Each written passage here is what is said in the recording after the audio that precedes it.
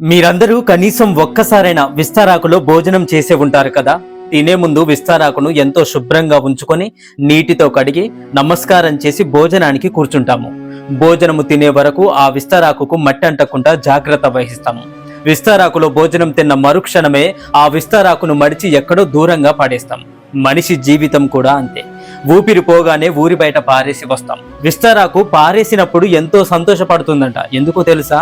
అమ్మయ్య, పోయేటప్పుడు పోయే ముందు ఒకరి ఆకలిని తీర్చడానికి తాను ఉపయోగపడ్డాను అన్న తృప్తి ఆ విస్తారాకుకు ఉంటుందట. మనం తిని పడేసే విస్తారాకు కూడా మనకు ఇక్కడ ఎంతో జ్ఞానాన్ని పంచుతుందని అర్థం చేసుకోవాలి. విస్తారాకు పోయే ముందు ఒక మనిషి ఆకలిని ఎలా తీరుస్తుందో మనుషులకు కూడా ఇతరులకు సేవ చేసే భాగ్యాన్ని ఇవ్వాలని ప్రతి ఒక్కరూ కూడా ఆ భగవంతుణ్ణి వేడుకోవాలి. సేవ చేసే అవకాశం వచ్చినప్పుడు మనమందరం కూడా తప్పకుండా సేవ చేయాలి. మళ్ళీ ఇంకెప్పుడైనా చేయొచ్చులే అనుకుని వాయిదా వేయకూడదు.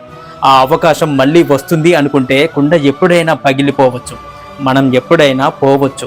అప్పుడు విస్తారాకుకు ఉన్న తృప్తి కూడా మనకు మిగలదు. ఎంత సంపాదించి ఏం లాభం చెప్పండి?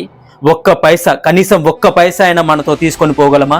చివరికి మన ఒంటి మీద ఉన్న బట్ట కూడా మనతో రాదు. అందుకే ఊపిరి ఉన్నంత వరకు నలుగురికి ఉపయోగపడే విధంగా జీవించాలి. ఇదే జీవిత పరమార్థం.